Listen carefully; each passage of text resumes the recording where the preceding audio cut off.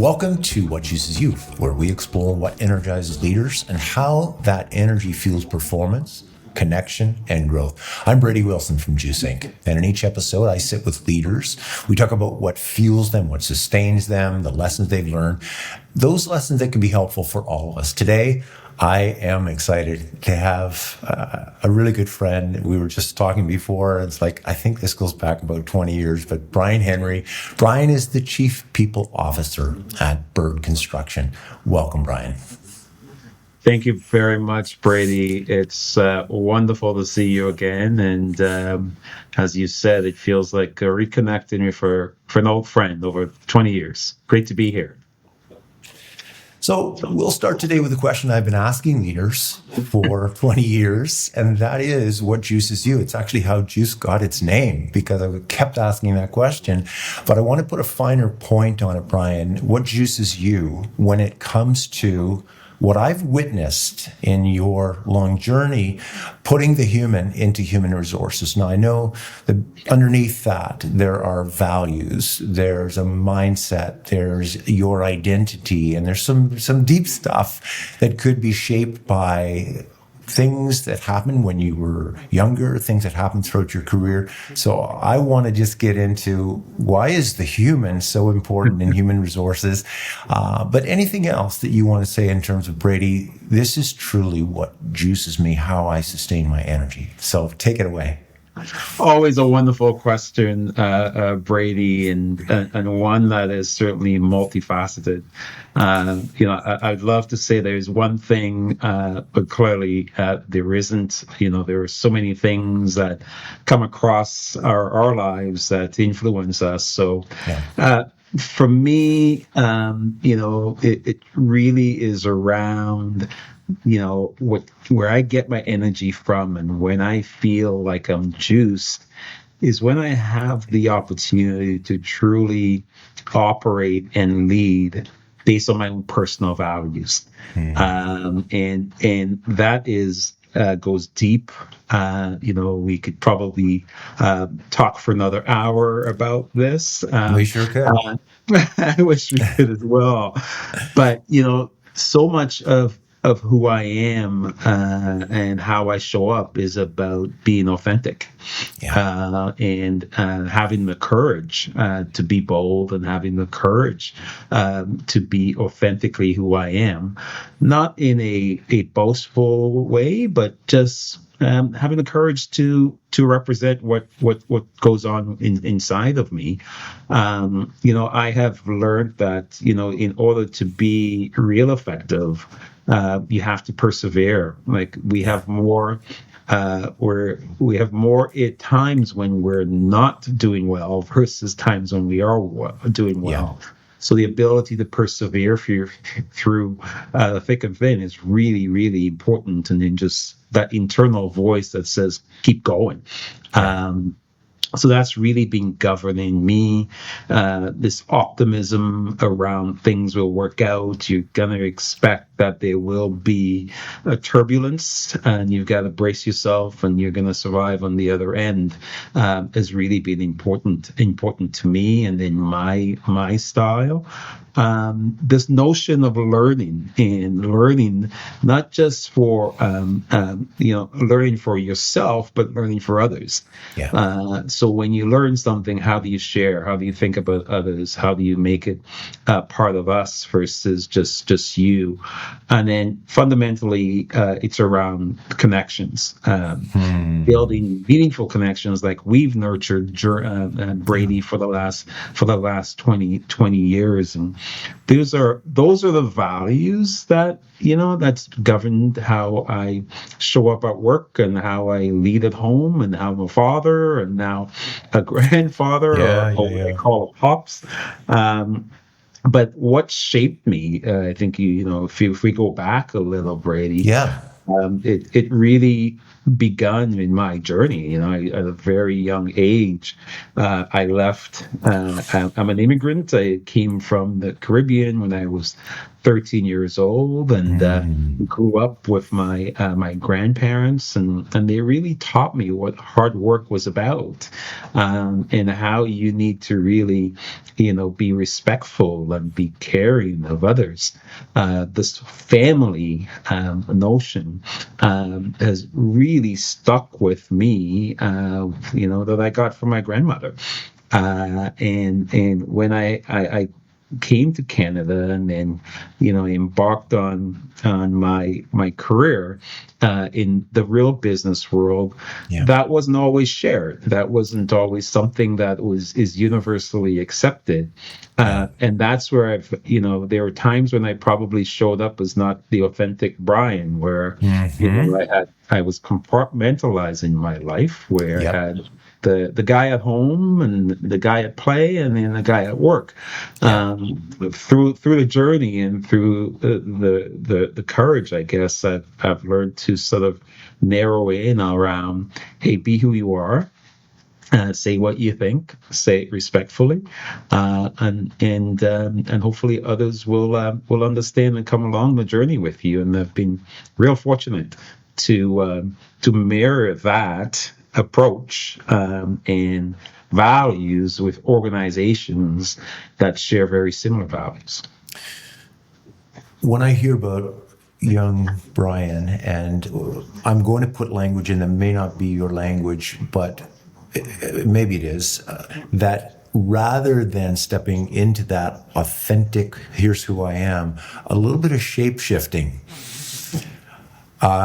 And I almost felt in what you were saying is, there's this quote by Bo Sio, he's the world champion debater from Harvard, but he says, any time that we choose being likable over being authentic, it's an act of self-betrayal. Right? And where it's like, yeah, I wasn't my truth. I wasn't authentic there. And there's a pain that registers around that. And sooner or later, if you're a value driven person, the pain of that is just one you can't live with. And it feels to me like there was some sort of shift there. Was there a season that caused you to say, no, I can never do that again. I need to be true to who I am. I need to be authentic. Or was there a precipitous event? What shifted that from young Brian to the Brian that we see today? Yeah. I think you've tapped into something there, Brady, for sure. I think moving from a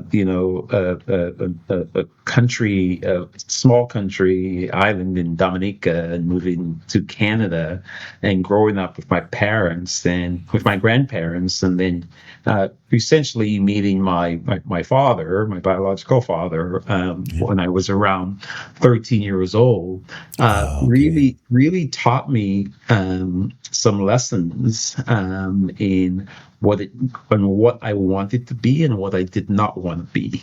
Yeah. When I first got to Canada, I was heavily influenced by television. And like most immigrants, you spend a lot of time in front of the TV watching news, and sure. And that's where I got my inspiration from, and that's where I got, I want to be more like that person, and not more like this person. Right. So that's where, without getting too personal, that I there was a little bit of a tension between what I was aspiring to be and perhaps some of the other lessons coming from home, and I was very clear. I say, I do not want to be like this, but I want to be like that. And that's been my motto ever since, and it's resonated with me, and hopefully resonated with other people. But it really gave me the clarity as to what I wanted to be and what I didn't want to be.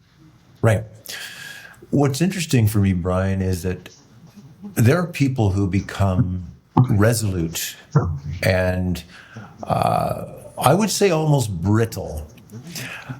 So they're principle-driven people, but it feels a little bit like they're up on top of a mountain crowing about who they are and their beliefs and whatnot. And that's not what I feel from you at all. I feel it's not like you're going to wave back and forth, but there is a humility. I think a person can adhere to their values in a way that others look at and go, yeah, I can see that you are completely a value, but I can't relate to you.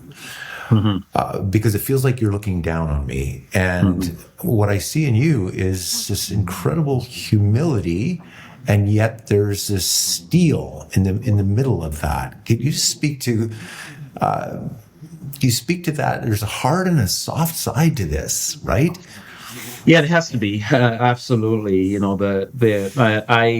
I try to lead with heart, if I could take that from a positive perspective, and Yeah. sometimes leading with heart, it's not necessarily being a pushover, but it's having the courage to speak the truth Right. when others won't. I'm reminded by this quote by Maya Angelou Yeah. that's really been with me from the very beginning, and I hope I don't get this wrong here, but it says, I've learned that people will forget what you said, people will forget what you did, but they will never ever forget how you made them feel. Yeah. And Yeah.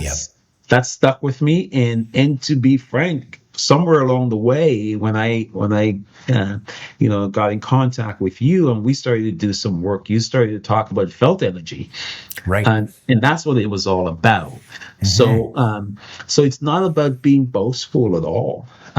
It's really around when you're interacting with someone, when they leave, do they feel like they're 10 foot tall, or did you like ratchet them down when they feel a little bit depleted? So Yeah. I've always kept that in mind, that it's the words are important, but it's really around how do people feel in an interaction with you, and I think there's tremendous amount of equity in that. And I try and I aspire to operate like that in all of my interactions. Obviously, don't always get it right, but sometimes when you don't get it right, is how do you reflect and say, Oh okay, my goodness.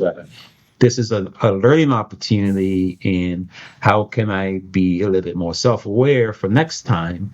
And next time includes not just about yourself, but also about others and how you can help others along their journey.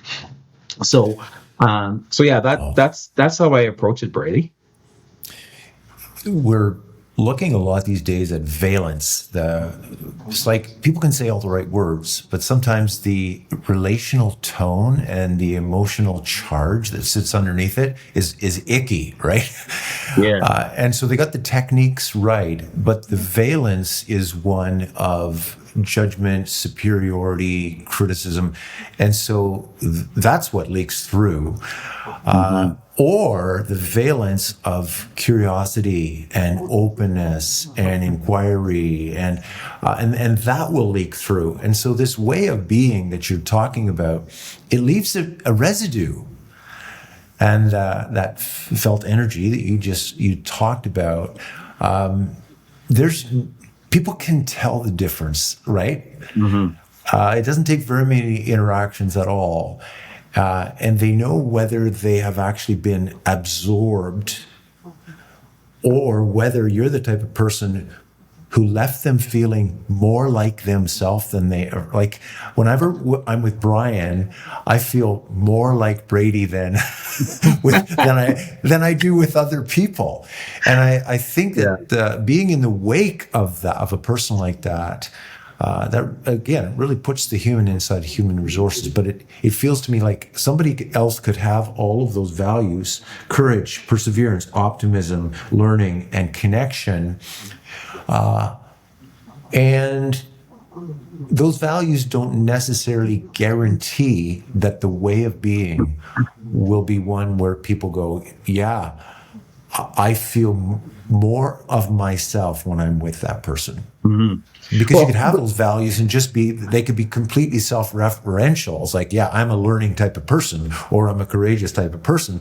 But it is, I am those things and I value those things in service of other people. That's what it feels to me. Like, can you comment on that? oh, 100%, 100%. And I think you can't be on this journey alone. Like, you need to have your truth tellers along the way. And whether it's people like you, Brady, or whether it's a boss that is your champion, to say, this is what I know of you, Brian, and how you operate.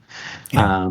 You're not yourself today, or you don't seem consistent over the last couple of weeks, or whatever it is, Yeah. and they call you on it. Yeah. So this notion of staying the course. You need support, you need help, you need champions along the way. My kids and my wife are great truth tellers. And my daughters will often say, Dad, you can't say that. You can't. And I am the HR person. And they say, you can't say that. So there are lessons all along the way that ground you and put you back. Yeah. It's like when you've been driving for a while, Brady, and you're heading down the highway, and it's been hours, and you kind of stir to the left or right a Yeah. little bit. Then your truth tellers say, "Hey, get back in the middle." Yeah. And I have been real fortunate to have some really incredible people, lead me and guide me and provide support to ensure that I'm straight down the fairway. I love that, and it feels completely true. And I see the other side, which is, it feels to me like almost every event in every situation, every circumstance, I have this I have this choice either way, right?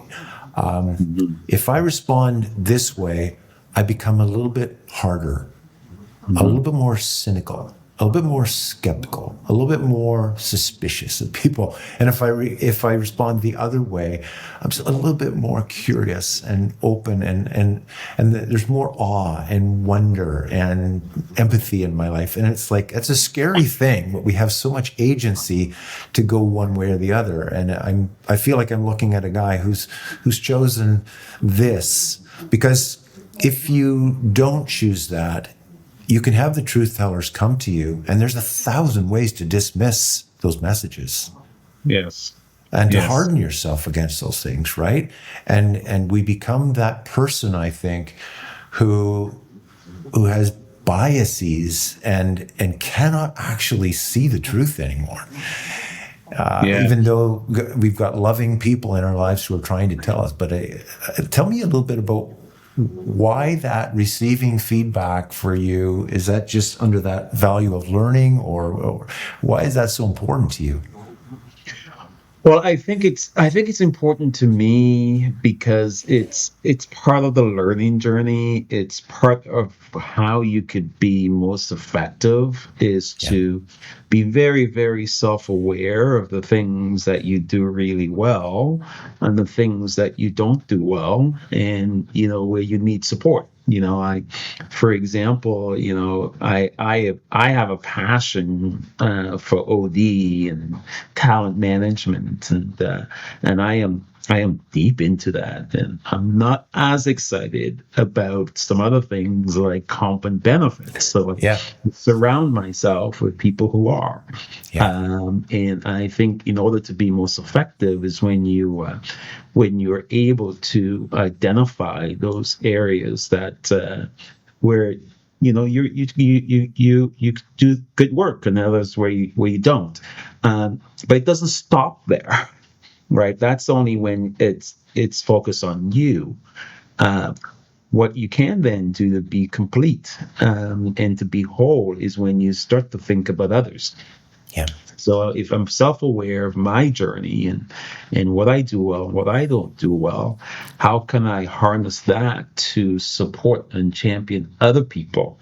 how can I be their guide? How can I be, clear around, what their development journey is, and how can I get more into their space by building connections, so we can have a real conversation as to what's really going on for that individual. Yeah. So I think it's important to be self-aware. I think it's important to do something about it, but that in of itself is not enough.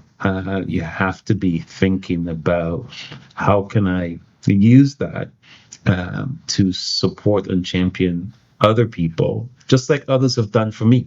Yeah. So yeah, that's what comes to mind as it relates to that question. You and I are at the place where I might be a little bit older than you, but you know what? We're kind of in that stage of it's legacy now, right? Yeah. It's what can I pass off? How can I contribute? How can I truly be that agent that will be helpful for another person? But you don't start off like that, right? When you're in your 20s and 30s, how can I be an individual contributor and get a lot of stuff done, get noticed? But there comes some point where it's like, yeah, it is so not about that anymore. It's like all about how do I contribute through other people? And it feels to me Always. like that's where you are now. It's like you're Yeah. however many more years you got left. This is going to be a legacy play. Can you talk a little bit about that? Well, I don't know. I think others will determine that. Legacy is, it's not a humbling word for me, Right. right? Right. It really is, trying to have clarity. Trying to have clarity as to, what is it that we're trying to do, and how are we going to do it, and how do we empower others to come along with us on that journey. And if uh, if I'm convinced that, if we do it the way that I've always done, that I'm confident enough to know that we're going to have a successful outcome. And if that leads into a legacy, then then it's so it shall.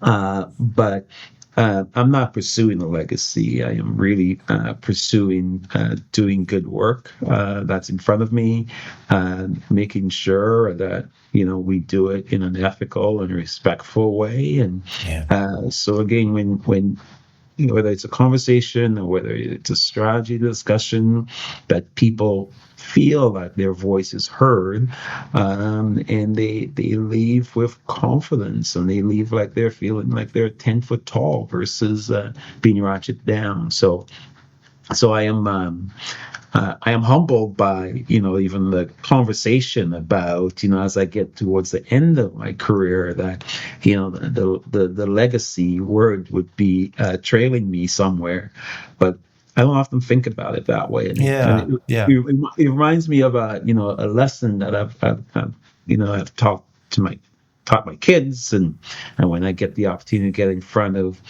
new hires, particularly students, whether interns or summer students, I've always encouraged them to be curious, Yeah.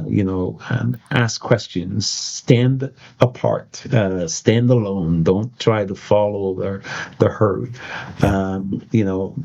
Never say no to an opportunity. No matter what it is, if you don't know it, trust yourself that you will learn it. Right. And you'll learn it when no one is watching, Right. and that's the best way to learn. That's my approach to things like this. It's like, have a sense of curiosity, take on new projects, stretch yourself. If you're feeling comfortable, then it's not good. You have to feel a little bit, I'm not sure about this, so I I agree. have to study more. Then that's when you've hit the sweet spot. Yeah. Once you're coasting, and it's not, you're not really learning, you're not building that muscle. Yeah. When we first met, you were at Merritt's, and then you went, I think, a couple of other places, but you ended up at Yum Brands, and I think specifically in KFC, and Yes. like 6 or 8 years there, and that was you did some incredible work there. I remember we were watching and we were part of some of the work that you did. And then you went to Bird. And if you look at that journey of yours, and it goes much beyond those three, but are there times when you go, those were some of the best days of my life, and so that may be it's at Bird right now, but what are some of the things that you would say if an HR person is watching this podcast today and saying, I would love to glean a few things from Brian's journey.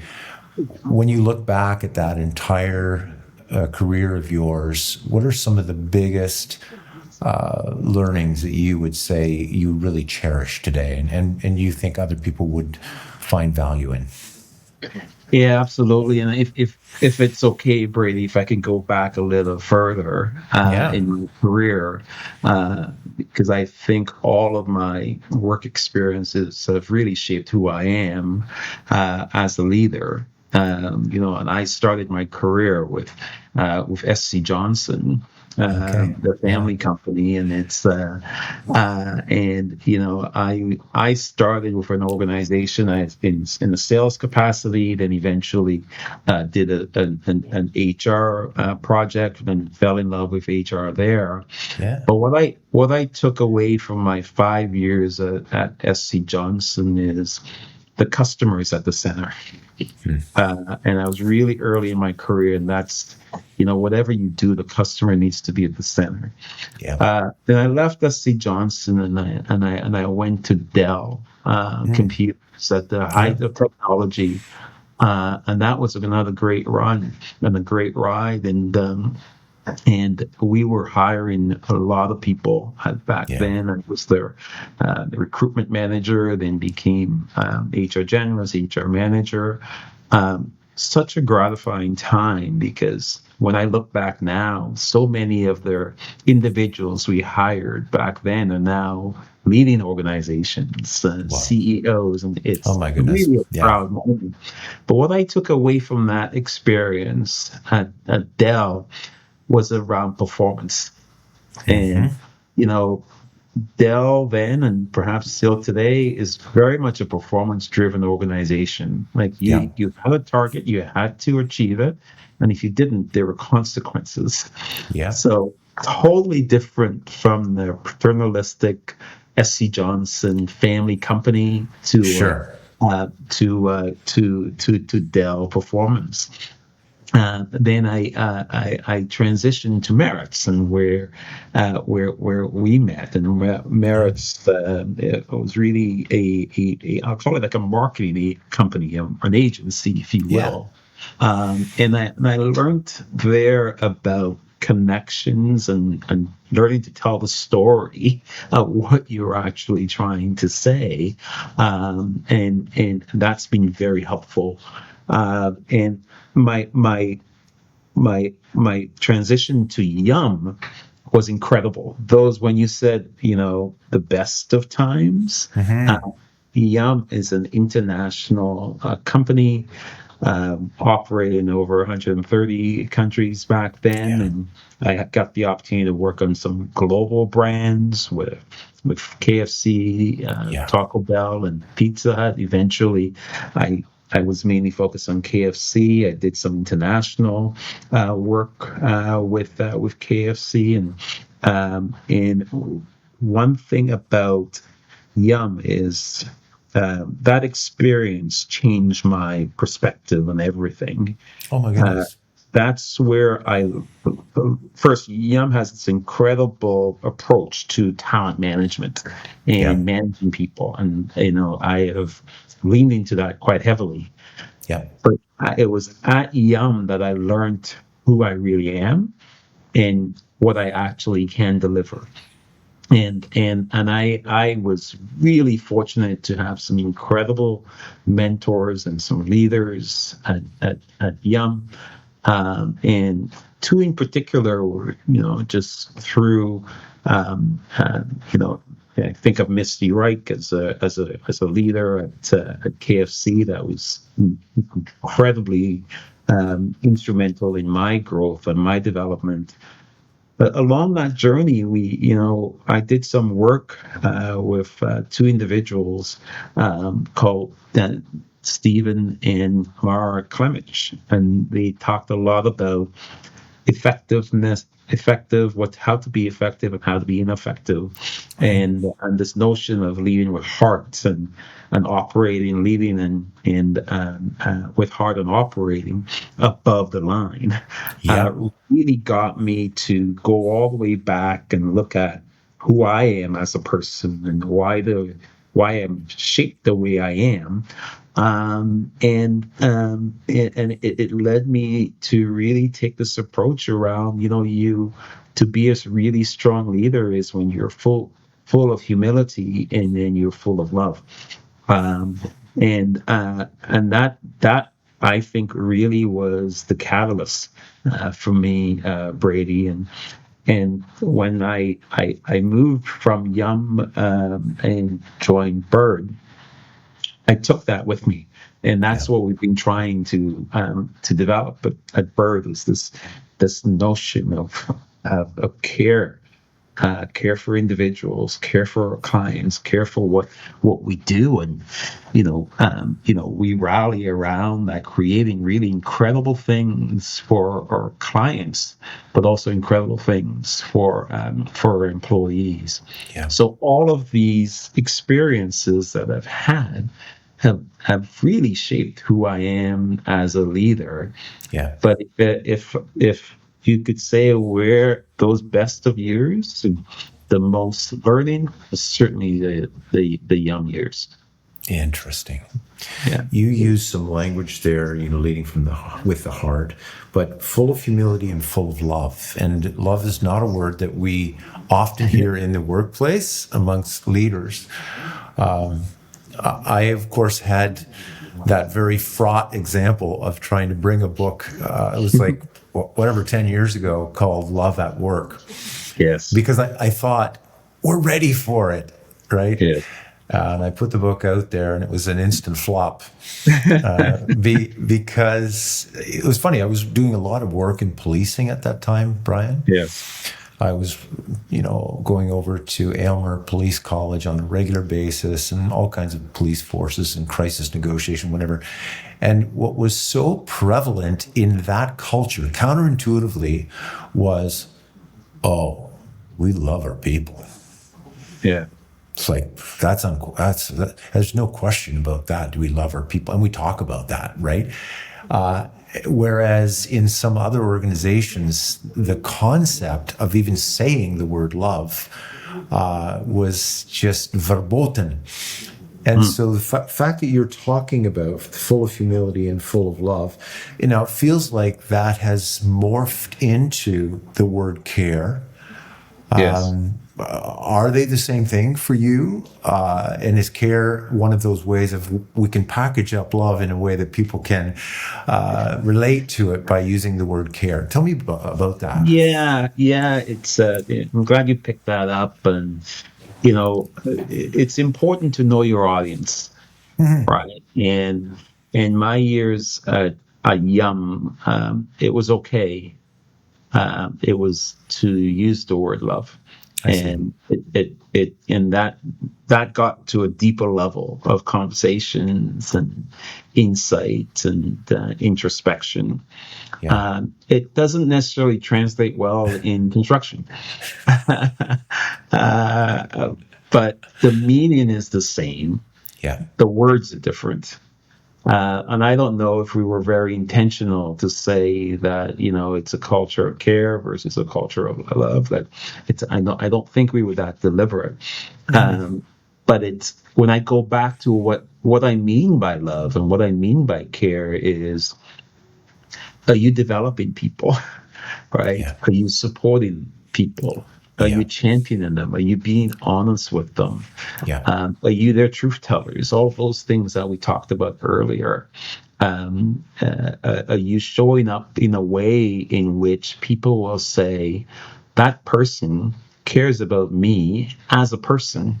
Yeah. They know what they're talking about. They know their job, and I can trust them. Yeah. That's what it all means. Yep. That's what it all means. So put whatever label you want on it. Sure. Some organizations doesn't work, and others it works very well. And you gotta know your audience as to when you could. When you can lead with that, and when you need to maybe change the narrative, but the meaning is still the same. Whether you work in construction or whether you work in packaged goods or whether you work in technology, in the field that I'm in, people want to grow, people want to develop, they want to understand what's next Yeah. for them, and they want to know that they have a career. I've changed industries in every role that I've had, but those fundamental messages around leading and operating with heart have always been with me in my career journey. And I think prior to Yum, I was probably living that way, but I just didn't have the language. Yes. Uh, and at Yum, I got the language, and so we're able to consistently message these things along my journey. Yes. We were working with a culture where very explicitly their values were all around care. Yeah. And what was really interesting is that from the employee perspective, whenever a manager would step in and give just straightforward feedback that was about their growth or giving some tough news around needing to return to the office or any, it was like, oh, you don't care. Because the story, the narrative out there in the employee population was care is letting me off the hook. Care is you taking one for the team, manager, and you sacrificing your needs. Because if you're not compassionate and kind and considerate and empathetic and supporting, then obviously it's not care. And so they really had to look at what is the hard side of care, right? It's like, actually, if I let you off the hook, I clearly do not care. Right. If I don't give you straightforward feedback, I obviously do not care. And so recalibrating the word care. And the other part of the care word, and I want you to speak to this, is that there are times when a person, an employee, a super performer, can care too much. Right? And so the mission, the purpose, the strategic imperatives of the organization become so compelling that the person actually represses their own valid needs in service of the greater picture of the organization, but they actually care too much because for some reason there's this over trying going on. So talk to me a little bit about how you manage those two things: care not being way too soft, and care not being that thing that will cause me to fall on the sword of the organization. Yeah. I think this notion of care, sometimes what gets lost is this tough love.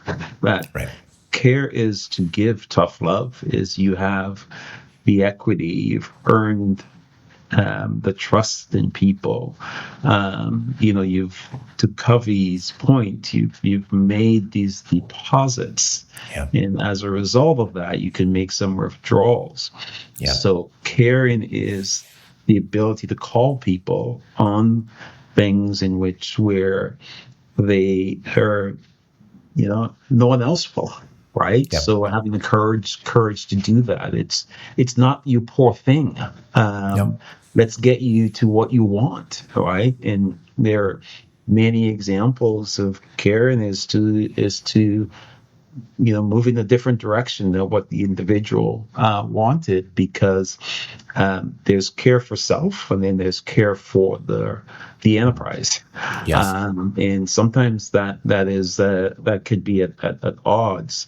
So somewhere along the way, we've lost that definition.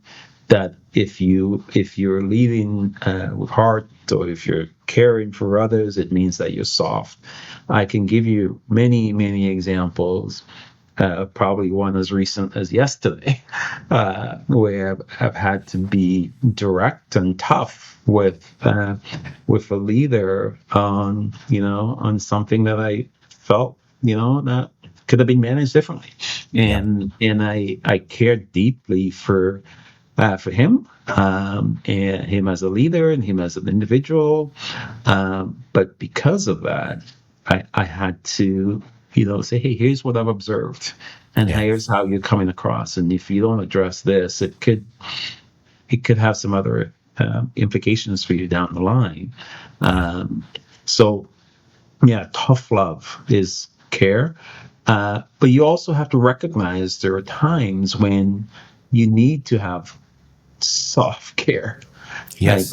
like we go through in the our lives, we go up and down with, and you've got to recognize when someone's in a valley, and that's not the time for tough love. That's Right. when the time when you need to wrap your arms around them and say, hey, are you okay? Yeah. um, uh, what can I do for you? And I recall this example again that you brought up years and years ago about a passing in the family, and someone meet you at the grocery store and say, "Oh, I'm so sorry for your loss. How can I help?" Versus knocking at the door and saying, "I'm so sorry for your loss. Then I created some lasagna. I cooked some lasagna for you and your family." That Yeah. is felt, Yeah. right? So there are Yeah. moments when you need to do that, and then there are moments when you need to give this tough love around you're out of line, and this needs to be corrected. So You're really pointing to, it feels to me like the maturity of being able to sense and switch. yeah, This situation requires all of that compassion, all of that felt support, all that kind of care. And this one is that one that is no very directive, and we need to move this way in service of the organization, in service of your career, etc. And it's that ability to be aware enough that you can sense and switch. That's a really important skill, isn't it? it is, and I don't know if there is a there is a playbook on how to do that. I think Right. it's with experience, maybe with observation. You figure out a way, but it's an important skill if you're able to navigate that. And if I go back to my young days, one of Yeah. the things we often talk about is, why do people do the things that they do, and why they do the things that they do is based on a whole bunch of history behind them. Sure. Sometimes as recent as 20 minutes ago, where someone might be on the highway and they get cut off by another vehicle, and they're upset, and they come into the office, and that behavior follows them. Sure. Uh, but if you know that person, and you know Brady or you know Brian, you say, "Hey, that's not him. Like, there's something going on for him," and that's when you've got to pause and say, "Hey, are you okay? Like, what's going on for you?" And generally, people can tell. Like, you could tell. You can read their body language. You could tell where that energy, that juice, if you will, Yeah. Yeah. isn't there. And that's when you sort of pause and say, "Okay, let's talk. What's going on?" Right. So it's hard to diagnose, Yeah. but I think along the way I've had that ability to sort of know when I should step back and when I should lean in. It feels to me like you don't need a formula, Brian Henry, because you care deeply about Bird and the purpose, the drive, what you are here to do in the world. You care deeply about that other person. You also care about your own needs, and so when you're that aware of those three things, it's like, okay, this is one of those where, in service of the larger organizational goal, care is going to look like this. But when the person loses a loved one, it's going to look like this. And there are times when you actually need to really represent yourself. And so care is actually going to look like this. And so it's not as mysterious, perhaps, as what I made it look like, sensing and switching. When you are so deeply aware of the different areas where you do care. Yeah. And you know what? You need to have the support, all right? Because there are times when you need that self-care, all right? When you can't carry that with you alone. So I am real fortunate. I have, incredible leaders that share those values that I talked about. I have a boss who supports and champions me along the way, and I'm fortunate to have an incredible team that's there as well. So, and that doesn't happen by chance. Those are the decisions that you make. You're confronted every day with, do I go left or do I go right? And you lean towards people that share your same core values, not so that we have groupthink, but that our approaches and our way of how we treat and respect other people are consistent. And though Bird is in the construction industry and Yum is in the restaurant business, I don't think they're that dissimilar because at the root, it's about how our leaders show up. And I think we have some incredible leaders at Bird, just like we had some incredible leaders at Yum, and they're the ones that's really driving this culture of care at Bird, and this leading with heart and love at Yum. It's the leaders that are doing it, and I've been real fortunate to be working with many incredible leaders over my years. Yeah. When I think back of our conversation here, Brian, I feel like I'm kind of hearing your grandmother and your grandfather, probably especially your grandmother's voice coming through. And I think you formulated your own values around courage and perseverance and optimism and learning and connection. But clearly some of that came through from those conversations of a grandparent who loved you. Now, you've become a grandparent recently. You got a 13-month-old called, well, I won't share the name because that might not be appropriate, but you've got a little grandson. And I have some grandchildren as well. And I'm learning that grandparents can say certain things to their grandchildren that they might not say to their own kids. Yes. And grandchildren can say things to their grandparents that they might not share with their parents. 100%. Right? And that once removed relationship of grandparent to grandchild, grandchild to grandparent, it's magical for a lot of reasons. But that shaped you. Yeah. Those values have been a North Star for you. But also, just as much as the values, it feels to me like, okay, SC Johnson, customers at the heart of the whole thing. Dell, performance. Like merits, the ability to tell the story and create a powerful connection. Then Yum, it's like leading from the heart, that loving people. And now at Bird, there's going to be another story that's going to come out of here, right? But the care piece. And in it all, it just feels like the authenticity word is the one that really rings for me, is your identity. And that's a hard one. It's like I've done a lot of work over many decades to go, I'm a creator of connections.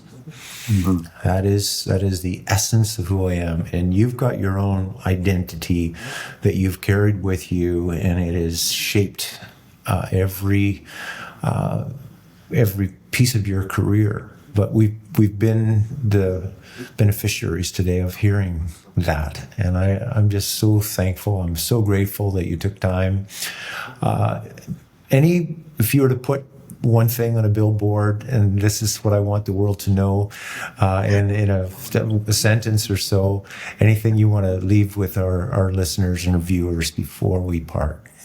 Well, Brady, just incredible grateful for an opportunity to talk to you and reconnect with you. And I don't know if I have any magic words to say. I will go back to my values, and I encourage others to have the courage to be who you are. Connect with others, help others, and try to learn something new every day. I think if you're able to do these things, then you'll be a better person, and you'll be a better leader. Yeah. Thank you, Brian. All right, Brian Henry, Chief People Officer of Bird Construction, and thank you so much for being with us today. And Brian, people need to look you up, just Bird Construction? Yes, Bird Construction, LinkedIn, easy name to remember, Brian Henry. Good, because there are going to be a whole bunch of HR people who are going to want to work for you after this. So you won't have any trouble finding talent after this. Okay, Brian, all the best. Thank you. Yeah.